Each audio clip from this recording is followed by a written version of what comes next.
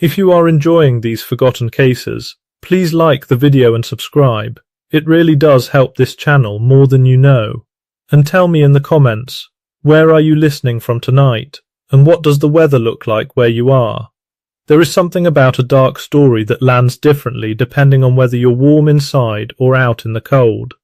And I always want to know. Washington, D.C., in the spring of 1865, was a city held together by the thinnest possible thread.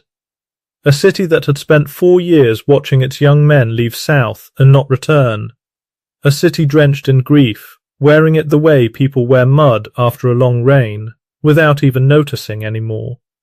Tonight, we examine the case of Mary Elizabeth Surratt, a Maryland widow, a devout Catholic, a boarding house keeper who on the 7th of July, 1865, became the first woman ever executed by the federal government of the United States.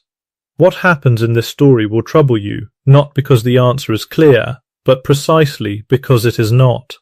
Before this is over, you will hear about a dead president and the woman blamed for his death, a son who ran, a daughter who knelt on the White House lawn and screamed, a package wrapped in brown paper that may have sealed a woman's fate, a condemned man who declared her innocence from the very gallows where they both stood, a clemency recommendation that the president may, or may not, have ever read, and a question, unresolved for more than 160 years, that historians still cannot answer with certainty.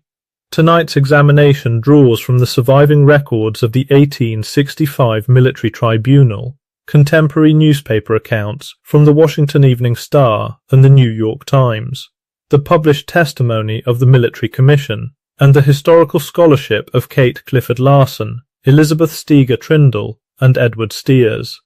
What follows is documented history, imperfect, incomplete, and haunting.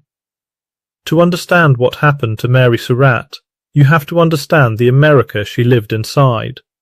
Not the America of textbooks, the clean, formal thing with its marble columns and its dates. The America of mud roads and letter writing, and rumour travelling faster than any horse, and grief so widespread it had become almost invisible. Southern Maryland in the 1850s sat at the edge of two worlds. The land was flat and tobacco dark, carved into plantations and crossroad communities separated by miles of unpaved road that turned to soft clay in the rain. A journey of 10 miles could take the better part of a morning. News arrived in stages, first the rumour, then the newspaper, then the version told by someone who had spoken to someone who had seen it with their own eyes, each iteration slightly different from the last. In these communities, reputation was everything. A family name either opened doors or closed them, and the difference between respectability and ruin was often nothing more than who controlled the story. Washington City itself, the capital of the Union, was in 1865 a city still partly under construction and entirely at war with itself. Confederate Maryland lay just across the river. Confederate sympathizers lived inside the district's own boarding houses, attended its churches, walked its streets. The city was a porous, anxious place, full of surveillance and suspicion, where loyalty was constantly being tested and constantly being performed. Any household might contain enemies. Any neighbor might be reporting to the War Department. The American Civil War had been consuming young men since April of 1861. By the spring of 1865, it had claimed the lives of more than 600,000 soldiers, a number so large it had become abstract, a statistic rather than a grief. But for the families left behind, it was anything but abstract. It was an empty chair. It was a debt you couldn't pay. It was a farm you couldn't run alone. And into this landscape, consider the specific difficulty of a woman alone. In 1865, a widow in Maryland had no legal right to own property free of encumbrance in many circumstances, no vote, no institutional protection, and no recourse if the male figures around her, her dead husband, her fugitive son, had entangled her in something she could not untangle herself from. Contemporary accounts described Mary's neighbourhood of H Street as a quiet, respectable part of the city, where grey brick townhouses stood close together and women kept their curtains clean. It was, by all appearances, a world of order, but appearances, in 1865 Washington, meant almost nothing at all. Mary Elizabeth Jenkins was born in or around 1823 near the small Maryland town of Waterloo, on a tobacco plantation. Her father died when she was a small child. Some records say she was 2 years old, others say 5, and her mother raised her in circumstances that were modest but not desperate. At 12, she was enrolled at the Academy for Young Ladies in Alexandria, Virginia, a Catholic boarding school. There, within 2 years, she converted to Roman Catholicism. She took the baptismal name Maria Eugenia. She would carry that faith with her, practiced and deep, for the remaining 30 years of her life. She met John Harrison Surratt in 1839. He was 26. She was 16 or 19, depending on which birth record you trust. They married in August of 1840. Over the next few years, she bore 3 children, Isaac, then Anna, then John Jr. She raised them in a series of homes, helping manage a growing but perpetually troubled business enterprise. Her husband John built a tavern on a 200-acre property in Prince George's County, and the surrounding area officially became known as Surrattsville. The tavern also housed a post office, a forge, a general store, and at various times a blacksmith, a granary, and a grist mill. By all surviving accounts, Mary ran the household. Contemporary records describe her as organized, pious, and capable. She organized fundraising efforts for a local Catholic church. She managed correspondence and accounts while her husband drank, because he drank heavily and consistently. Court records and letters established that John Surratt was by the late 1850s intoxicated every day, falling into debt, selling off land piece by piece to satisfy creditors. Mary's letter to her priest in 1858, describing her husband's condition, survives. In it, she does not dramatize. She simply reports, in the measured language of someone who has already absorbed the worst of it. John Surratt died in August of 1862. He left her with debt, a largely mortgaged property, several businesses she could not run alone, and 3 children whose futures she was responsible for. The eldest, Isaac, had left for Texas to enlist in the Confederate Army.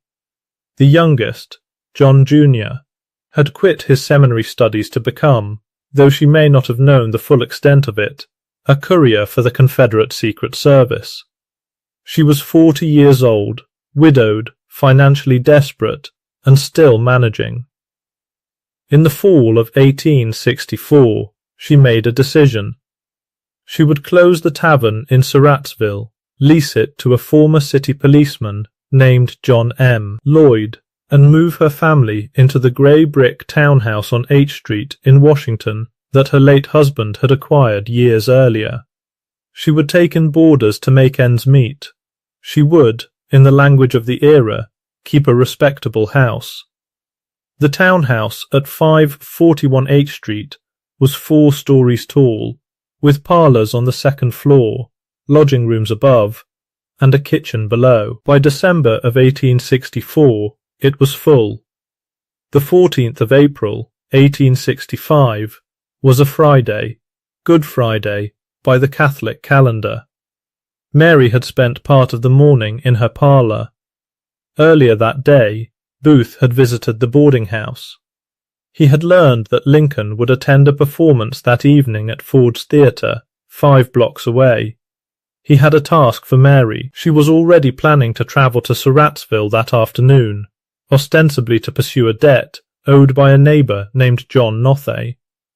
Booth gave her a package wrapped in brown paper and asked her to deliver it to her tenant, John Lloyd, at the tavern.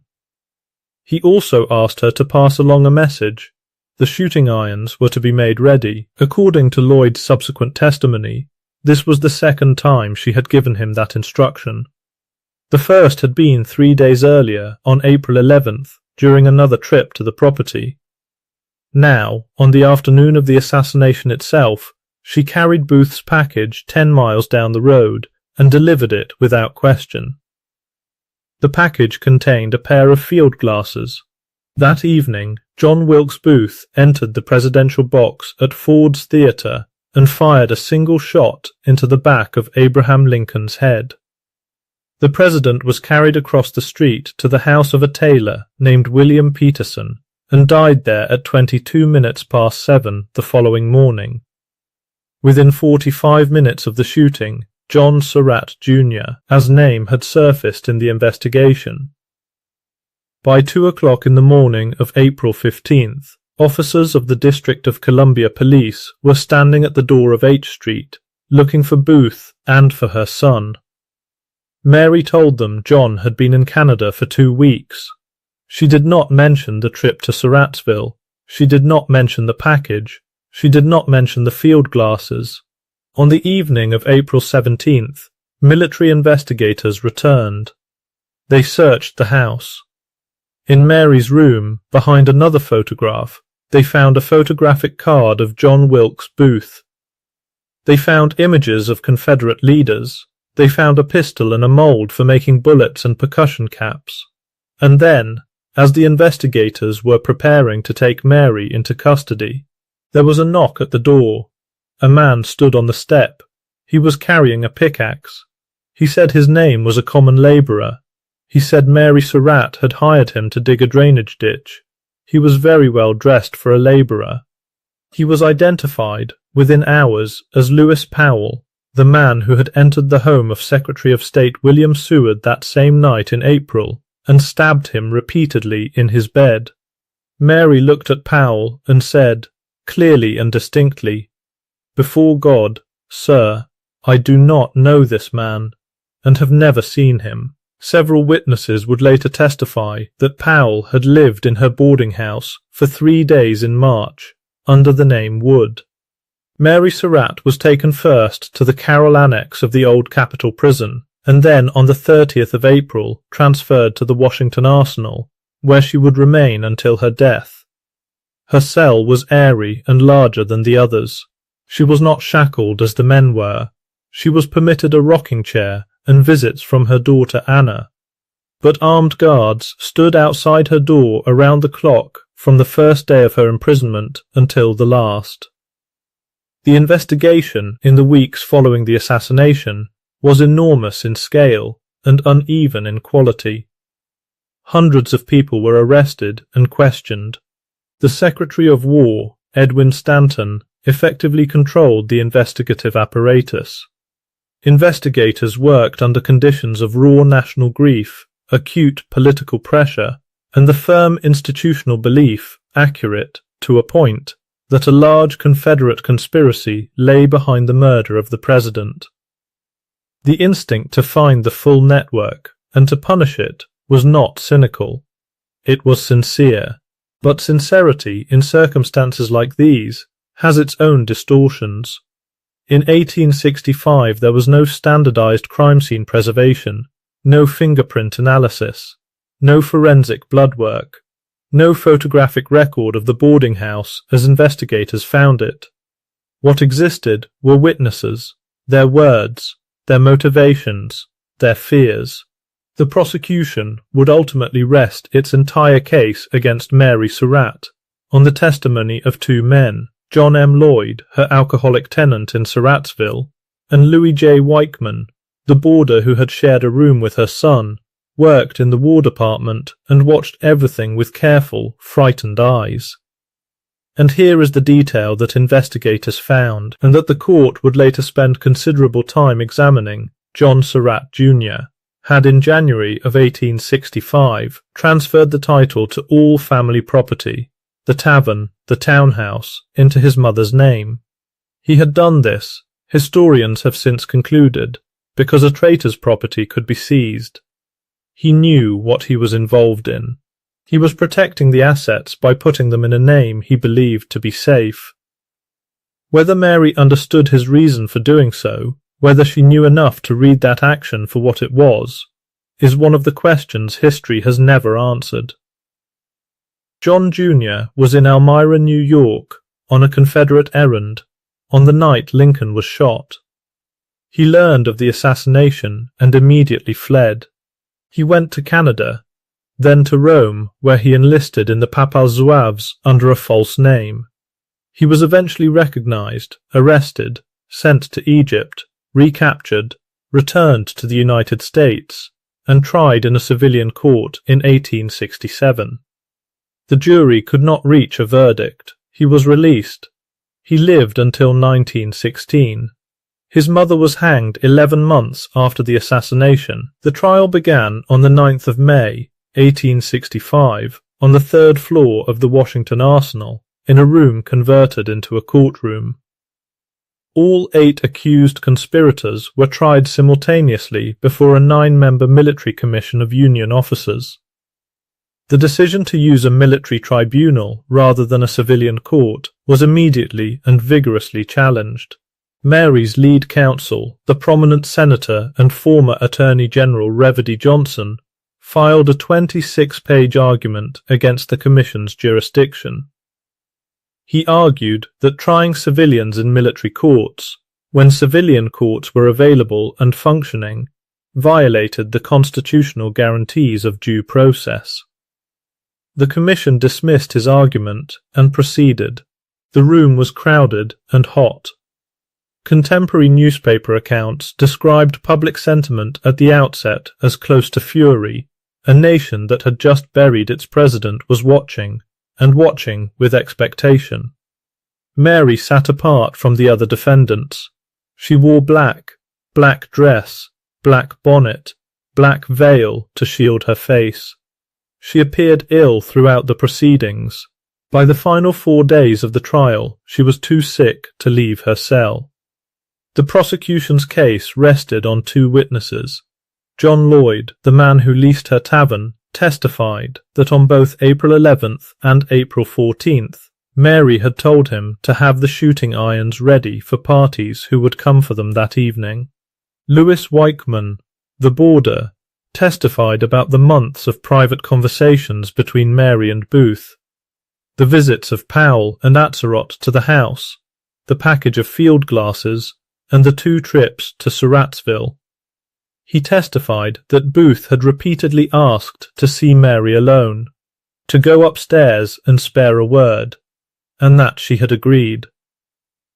The defense presented 31 witnesses. Several attacked Lloyd's credibility directly, testifying to his heavy drinking and his state of intoxication on the day of the assassination. A Confederate agent named Augustus Howell testified that Weichmann himself had sought to join Confederate operations and been refused, implying that his testimony was partly motivated by self-preservation. Anna Surratt testified that the photograph of Booth belonged to her, not her mother, and that Booth's visits had always been brief. Multiple witnesses attested to Mary's poor eyesight, offered as an explanation for her failure to recognize Powell. Friends, priests, and neighbors testified to her Union loyalties and her devout Christian character. On the 30th of June, the commission delivered its verdict. Mary Surratt was found guilty on all major charges. 5 of the 9 judges signed a separate letter requesting that President Andrew Johnson commute her sentence to life imprisonment, citing her age and her sex. The letter was held by Judge Advocate General Joseph Holt and not delivered to Johnson until the 5th of July, 2 days before the scheduled execution. Johnson later claimed he never saw the clemency recommendation. Holt maintained that he had presented it and that Johnson had refused to sign it. That dispute has never been resolved. What is documented is the President's response to the execution order he did sign. He reportedly said that she had kept the nest that hatched the egg. The 7th of July, 1865, was a Saturday, and it was nearly 100 degrees in Washington. The city, according to contemporary accounts, felt the heat as a kind of weight pressing down from above. At noon, Mary was informed of the execution schedule. By all accounts, she wept without stopping. A Catholic priest, Father Jacob Walter, had remained with her through the night. He was still with her when they came for her. At 1:15 in the afternoon, she was led out into the courtyard of the arsenal, half carried, according to some eyewitness accounts, barely able to walk, and seated in a chair at the foot of the newly built gallows. The coffins and the graves had been dug already, just a few feet from where she sat, within clear view. She was dressed entirely in black. A white cloth bound her arms to her sides and her legs below the knee. The noose, which had been made the night before with 5 loops rather than the regulation 7, because the man who made it assumed the government would never hang a woman, was placed around her neck. Her bonnet was removed for the purpose. Her daughter Anna had spent the morning at the White House and been denied entry. She had gone to General Hancock and wept in his office. Hancock had posted mounted soldiers at intervals along the road between the arsenal and the White House, in case a last-minute reprieve arrived. None came. There is evidence that Anna was present in the courtyard when the trap fell, and that she lost consciousness at the moment the noose was placed over her mother's head. Lewis Powell, standing on the same scaffold, stated plainly that Mary Surratt was innocent and did not deserve to die with the rest of them. Then the captain clapped his hands, and the drop fell. She died quickly. The doctors confirmed she had not broken her neck. None of the 4 had. And her body was left hanging for 30 minutes before it was cut down. She was buried in a pine box, just feet from the gallows, her name on a paper sealed in a glass vial inside the coffin. What this case exposes is not simply a question of guilt. It exposes something larger, how a nation, half broken by war, processed its grief through punishment, how the legal architecture of the moment, a military tribunal with relaxed evidentiary rules, an executive branch unwilling to show mercy, 2 witnesses with their own desperate motives, was assembled around a single woman, and was enough. The evidence that convicted her would, as historians have long noted, struggle to clear the bar of reasonable doubt in a modern civilian court. The proceedings that produced her death sentence were later ruled unconstitutional by the Supreme Court, but by then she was 4 years in the ground. Mary Elizabeth Surratt, born in the spring of 1823 on a Maryland tobacco plantation, raised devout and capable and careful, left behind a daughter who spent 4 years begging to bury her in consecrated soil. In 1869, President Johnson finally allowed it. On the 9th of February, Anna accompanied her mother's remains to Mount Olivet Cemetery in Washington. The headstone there reads simply, Mrs. Surratt, her son John Jr., outlived her by 51 years, never spent a day in federal custody, married and had children, and gave a lecture in 1870 acknowledging he had been part of a plot to kidnap Lincoln. He died in 1916 and was buried in Baltimore. The boarding house on H Street still stands, listed on the National Register of Historic Places since 2009. It houses a restaurant, and somewhere in the archived records of the 1865 Military Commission, in the surviving testimony of a drunk tenant and a frightened boarder, and a woman who said before God she did not know the man at her door, the answer, whatever it is, remains. The graves at Mount Olivet do not speak. The file was never closed.